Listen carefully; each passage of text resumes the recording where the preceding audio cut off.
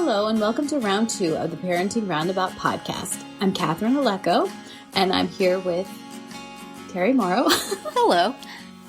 And also, my dog is lurking outside my recording studio, so you may hear her chime in as well. Everybody's got an opinion, you know? Yes. Usually on this podcast, we talk about parenting issues, but once a week, Terry and I like to get together to discuss TV, movies, books, and other entertainment topics, because it's nice to talk about something other than parenting for a change. This week, we watched the second half of Girls5Eva, and we checked in with the Veronica Mars Investigations podcast. So first, Girls5Eva finished up that little brief series on Peacock. The second half I thought was just as fun as the first half. Yes, it really was. Stuff spinning off in crazy directions. Like the Andrew Rannells character. This is Busy Phillips' husband who lives in Tampa, and you know, everyone thought, we were meant to think that he was having some kind of an affair, or that he was secretly gay, or, you know, he had some kind of double life. And in fact, he did have a double life. But his second life was as a rescuer of hermit crabs. Which is just typical of the way this show can just go off in a crazy, very goofy direction. Definitely.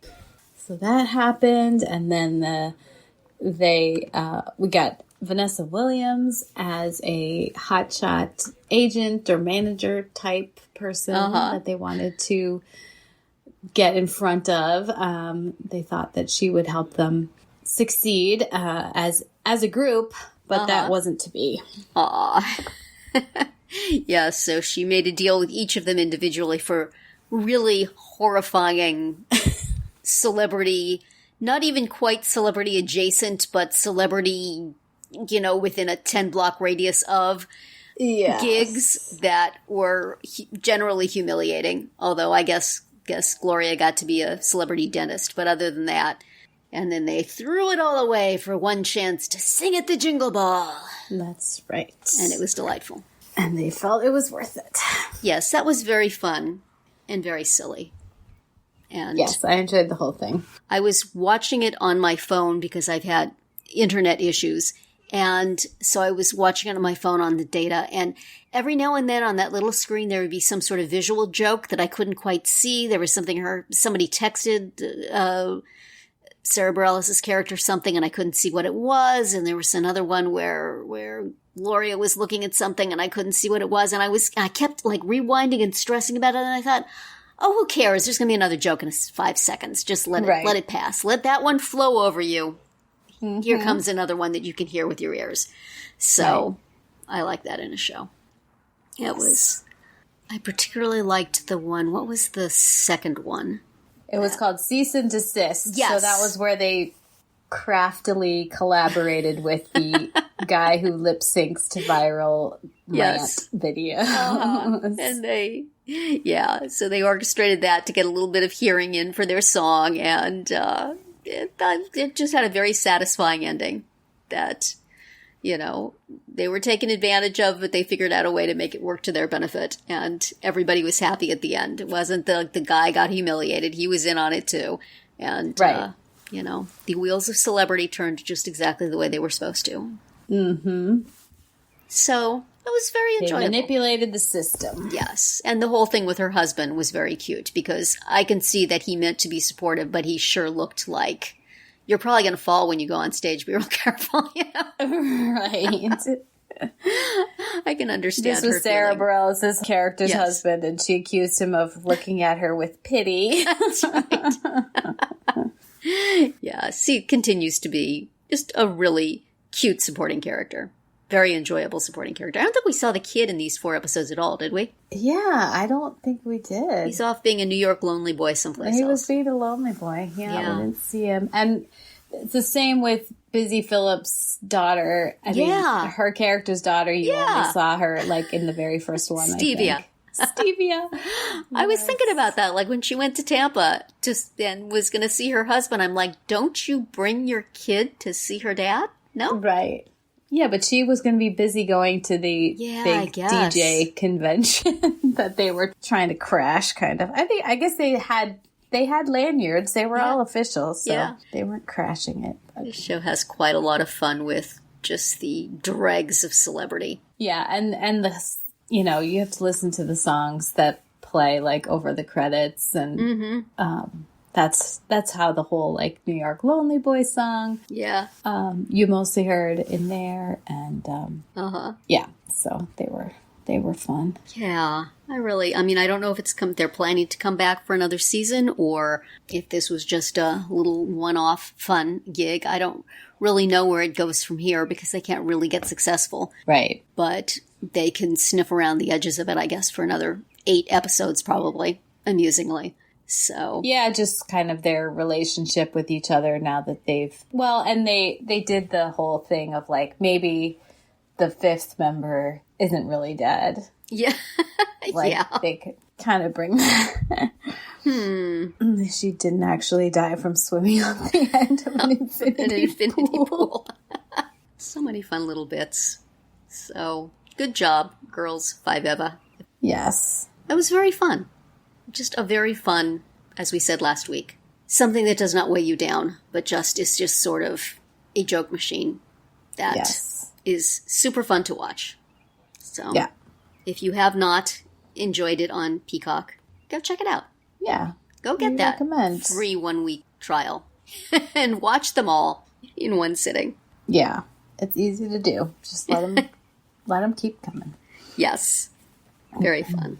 So we also tiptoed back toward Neptune by listening to some episodes of the Veronica Mars Investigations podcast. They had a series of listeners' pitches for kind of what might have been if there had been a season 4 back in 2007, immediately following season 3. And then there were 2 books about Veronica and all the cast and crew. And they are called The $1,000 Tan Line and Mr. Kiss and Tell. And they each got an episode of the podcast. Yeah. And they are set kind of just after the movie. So in the timeline of the first 3 TV seasons, then comes the movie, then comes these books, then comes season 4, which we'll get to. Yeah. So it was a show that wouldn't die. Yes.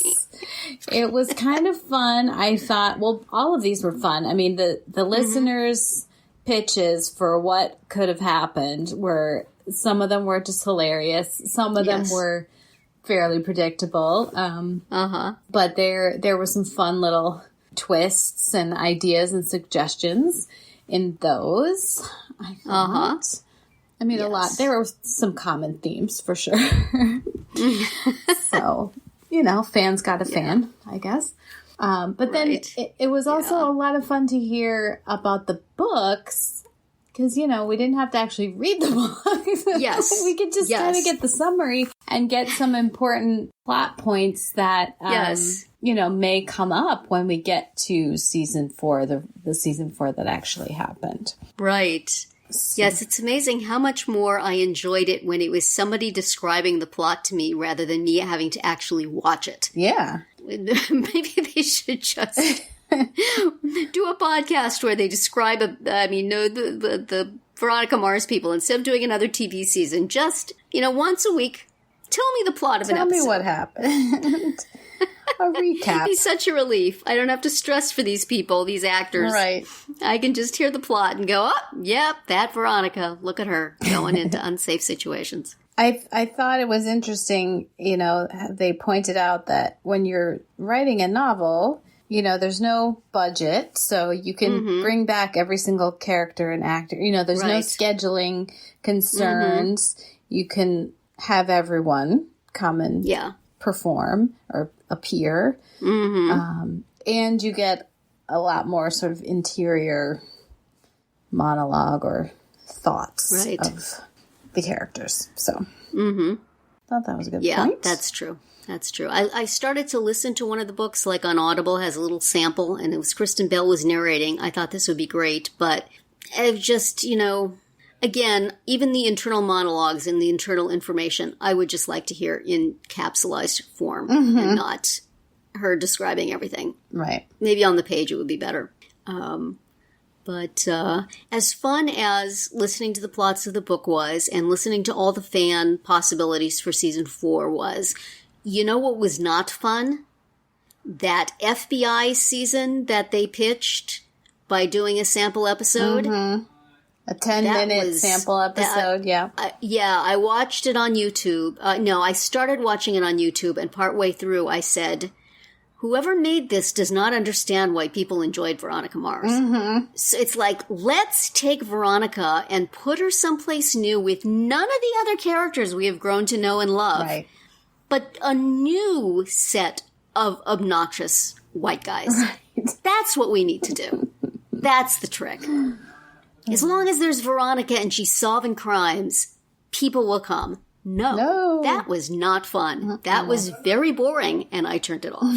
And it was only like 10 minutes of it. So thank goodness that did not go. Yeah. And that they wound up going, probably, maybe it's a good thing that the movie was fan-funded, because you darn well better have the characters that the fans love there, right, or they will take their money and go home. Oh. So the whole Kickstarter campaign was so savvy about, we want to see Logan. We really want to see Dick, even though why would we want to see Dick? And yet we do. And yet. We absolutely want to see Keith. Come on. Mm-hmm.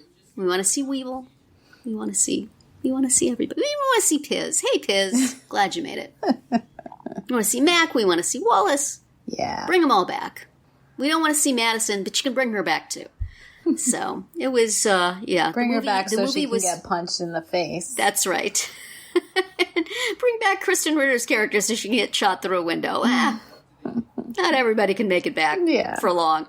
I don't know. It just seems like that one, the movie had everything that FBI thing was missing. So glad they corrected the course on that. And then the books did too. I mean, I thought the books were pretty sound, pretty fan servicey too. I mean, like in the second book, Weevil kind of starts to get his life back from everything that got ruined from Celeste Kane accusing him. Right. He's lost a lot because of that, but he sort of begins to get some of it back in the book. And in the book, in the second book as well, you find out more about what happened to Leanne, Veronica's mother.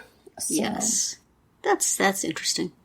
And I'm sort of sad that they brought back, is it Grace Manning? Yeah, the girl from the closet. The girl from the closet. That they brought her back only to have her life be horrible.